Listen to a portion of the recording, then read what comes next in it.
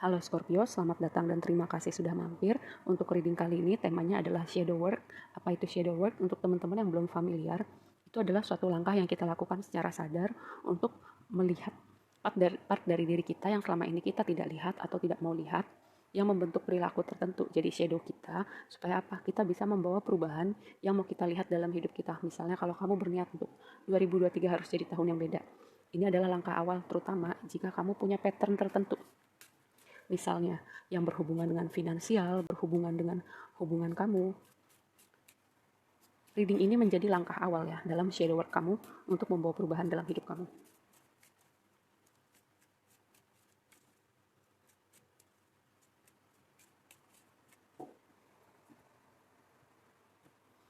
Oke, mari kita mulai. Yang pertama, yang menjadi shadow kamu adalah dengan page of swords di sini adalah yang pertama, bisa jadi kamu orangnya overthinking kayak semua hal yang bahkan kadang sebenarnya kita nggak perlu khawatir, kita nggak perlu overthinking, tapi itu kamu bikin overthinking ya, kamu pikirin secara berlebihan bahkan sampai di titik itu nggak baik buat kamu ya, karena terlalu banyak menyita ruang di kepala kamu nggak punya space untuk yang lain. Lalu yang kedua, ini bisa juga berbicara tentang menyalahgunakan informasi, menyebarkan berita yang tidak baik, gosip ya.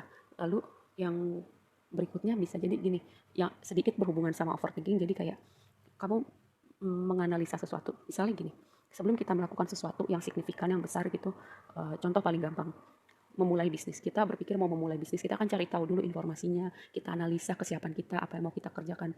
Tapi karena kamu kebanyakan mikir, justru malah kamu gak gerak-gerak, gak mulai-mulai ya. Yang berikutnya lagi, bisa jadi ini kamu kayak, kamu berusaha sangat gitu ya, untuk jagain hati kamu, gak terluka, kamu gak membiarkan orang lain masuk dalam hidup kamu, kalaupun kamu punya teman, punya hubungan romantis, kayak ada part diri kamu yang kamu sembunyikan, karena kamu gak mau ngebuka semuanya gitu ya, ngebuka semuanya ke orang lain. Dimana seharusnya hubungan yang sehat itu adalah, oke, waktu awal kita kenal seseorang, mau jadi teman, mau jadi pasangan, ada part-part yang kita nggak tunjukin. Tapi dengan ini jadi shadow kamu ya, walaupun kalian udah kenal lama gitu, ada part dari diri kamu yang masih belum bisa kamu tunjukkan pada orang terdekat kamu. Sesuatu yang terjadi di waktu lampau. Dengan page sama si Knight of Swords di sini ya, kayak aku melihat ini sesuatu yang bisa terjadi ketika kamu kecil atau ketika kamu beranjak dewasa ya. Karena page sama Knight ini melambangkan anak-anak, juga melambangkan orang yang masih muda gitu.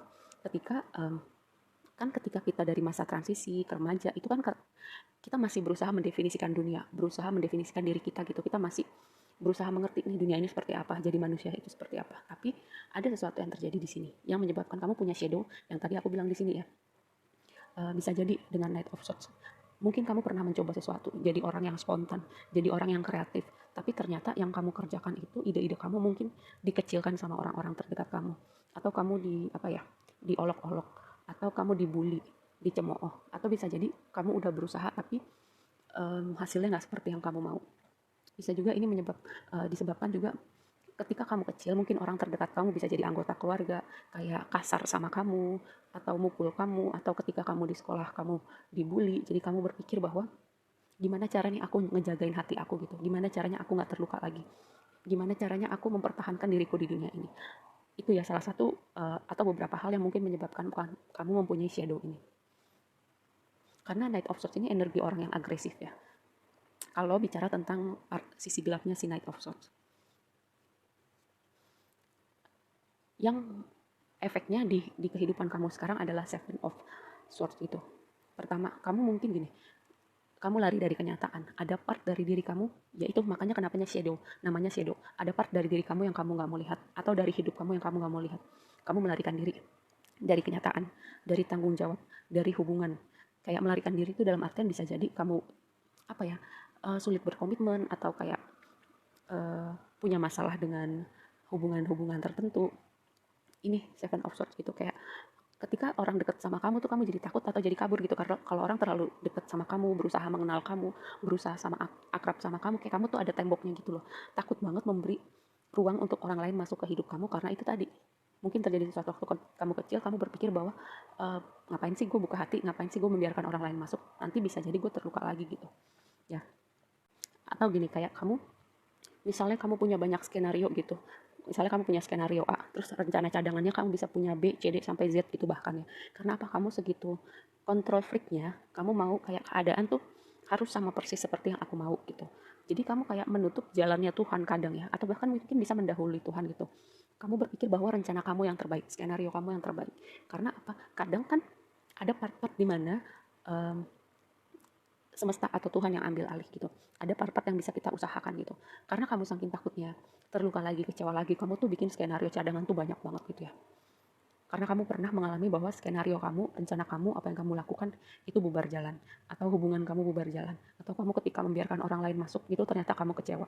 Atau kamu gak mau kamu terluka lagi. Hal-hal semacam itu yang bikin kamu kayak segitunya mau melarikan dari kenyataan, segitunya kamu bikin rencana untuk melindungi diri kamu. Karena gini, sesungguhnya luka itu, hal-hal yang tidak terduga itu bagian dari perjalanan kita sebagai manusia ya. Ada hal-hal yang kita nggak bisa kendalikan. Yang bisa kita kendalikan adalah cara kita merespon, cara kita bangkit kembali. Karena setiap hal-hal yang terjadi, baik menyenangkan maupun tidak menyenangkan, selalu ada pembelajaran di situ, selalu ada hikmahnya. Tinggal gimana kita melihat gitu dengan perspektif kita. Kalau kita lihat yang negatif aja ya udah, ya kita cuma lihat yang negatif aja. Tapi kalau kita mau melihat lebih jauh nih, selalu ada yang bisa kita petik dari situ. Gitu ya. Kalau shadow kamu bisa bilang sesuatu, Six of Cups, kamu jangan lari gitu dari masa lalu kamu. Masa lalu itu ada tempatnya di belakang. Dan kamu gak bisa lari misalnya dari luka kamu, dari kesedihan kamu, dari diri kamu. Luka itu bukan dihindarin atau direpress jadi bom waktu di dalam diri kita. Tapi oke, kita pernah terluka. Kita pernah kecewa. Itu ada di masa lalu kita. Tapi masa lalu itu gak mendefinisikan kita gitu. Dan kita selalu punya kesempatan untuk memulihkan versi diri kita yang terluka. Untuk memaafkan diri kita kalau kita pernah salah. Untuk memaafkan orang-orang yang berkontribusi pada luka kita waktu itu. Karena aku selalu bilang, kalau kita memaafkan seseorang gitu, itu bukan untuk orang itu, tapi gimana hati kita ringan, kedepannya kita move on sama hidup kita. Dan kalau kamu, yang tadi aku bilang ya, bisa jadi kamu mendahului Tuhan gitu. Kamu berpikir bahwa segala sesuatu yang kamu pikirkan dan rencanakan itu yang terbaik. Jangan sampai itu menutup jalannya semesta, jalannya Tuhan untuk mendatangkan kebaikan, keajaiban di hidup kamu ya. Karena apa? Six of Cups itu selain berbicara dari masa lalu, juga berbicara biasanya semesta mau ngasih kamu sesuatu. Cuman karena kamu menutup jalannya semesta, bisa jadi juga kamu menghalangi blessing kamu, menghalangi keajaiban yang mau datang di hidup kamu, seperti itu ya. Lalu nih, advice-nya buat kamu gimana? Kamu selalu punya pilihan ya.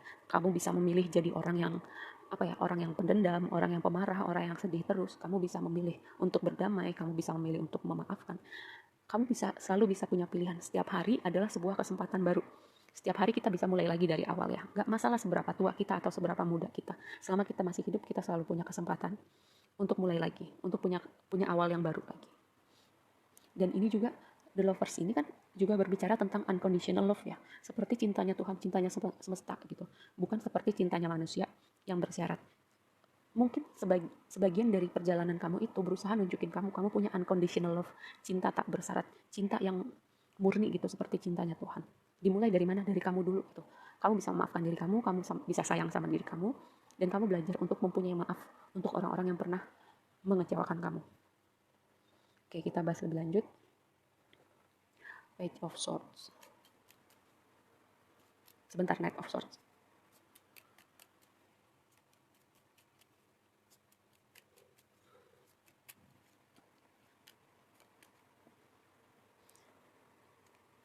Iya. Apa yang terjadi di waktu lampau itu dengan Eight of Pentacles membantu kamu untuk berevolusi, untuk evolusi jiwa kamu, bikin kamu jadi orang yang lebih baik, bikin kamu punya compassion untuk diri kamu, punya compassion untuk orang lain. Contoh gini, Kak, mana ada sih pengalaman buruk itu, ada pembelajarannya. Contoh gini, contoh aku aja. Kalau misalnya dulu aku nggak ketemu hubungan-hubungan toksik, aku nggak pernah jadi bucin gitu, aku nggak akan belajar, atau mungkin aku nggak akan pernah kenalin sama yang namanya tarot, sama yang namanya spirituality, law of attraction. Kalau aku nggak pernah jadi bucin, mungkin aku nggak akan pernah ketemu hal-hal ini. Nggak, kalau aku misalnya nggak pernah punya hubungan toksik, aku nggak akan pernah ketemu gitu. Aku akan berada di jalan yang lain.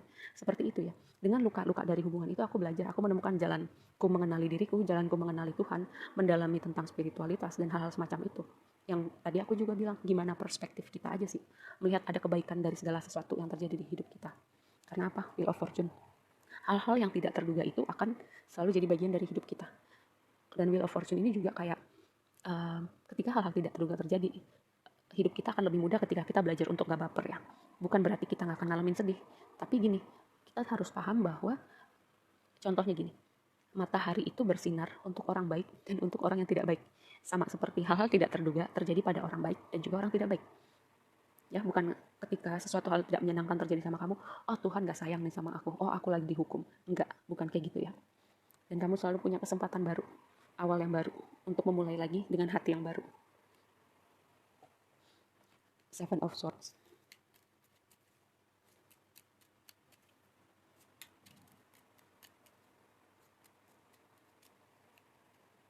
Six of Pentacles, King of Pentacles.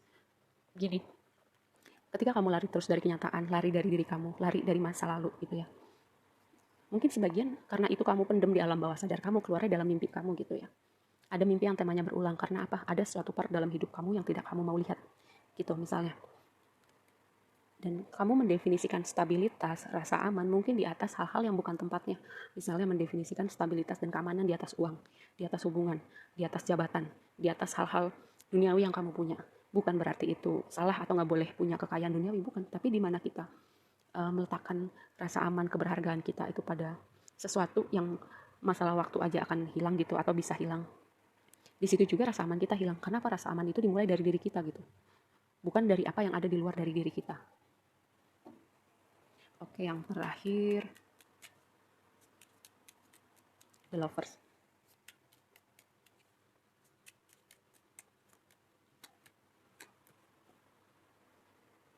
Lihat ya.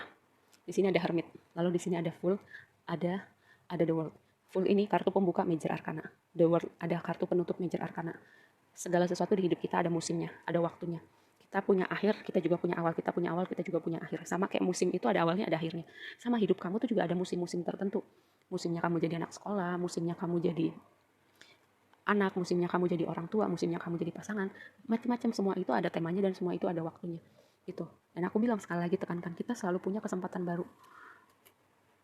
Dan kita berusaha memahami gitu. Kegelapan-kegelapan yang kita lalui dalam hidup kita itu selalu ada pembelajarannya. Tinggal gimana kita nggak lari dari kenyataan, kita belajar berdamai, kita belajar memaafkan.